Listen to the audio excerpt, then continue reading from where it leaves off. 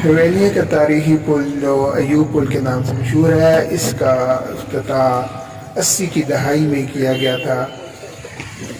लेकिन अब ये पुल हालिया बारिशों के नतीजे में बुरी तरह तबाह हो गया है। दूसरी तरफ जो दूसरा पुल था वो लंगरा पुल था,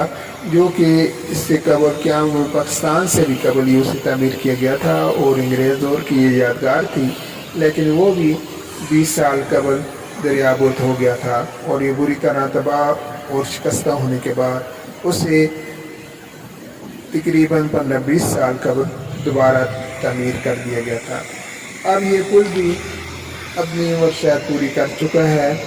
और उसकी हालत इंतहाई शिकस्ता है और उसके ऊपर रोज़ाना आप ये देख रहे हैं कि भारी गाड़ियाँ रोज़ाना गुजर रही हैं और उसने एक बहुत बड़ा बोझ इसके ऊपर आ पड़ा है इन गाड़ियों की वजह से। जबकि दूसरी तरफ अगर हम देखें तो वो यूं पुल है और उसकी हालत इंतहाई खस्ता है और ये कमान की शक्ल उसने इख्तियार कर ली है और महकमा ने रास्ते में रुकावटें भी खड़ी कर दी हैं ताकि इस पुल को कोई क्रॉस ना करे। गाड़ी तो गुजरने का कोई रिस्क तो खैर ले ही नहीं सकता और यहाँ कंटेदार तारें भी लगाई गई हैं और रास्ते में रुकावटें भी खड़ी की गई हैं कि ताकि इस पुल को क्रॉस नहीं किया जाए।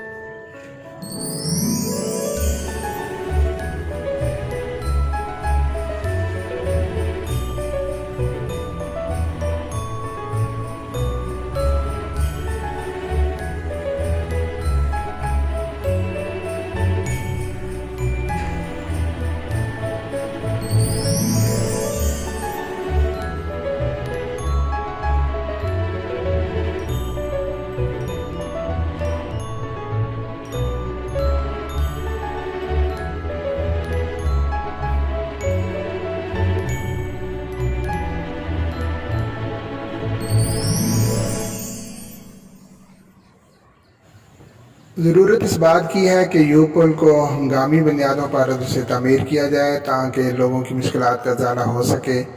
और इस मंसूबे को हुकूमत अपनी अवलीन तरजीह में रखे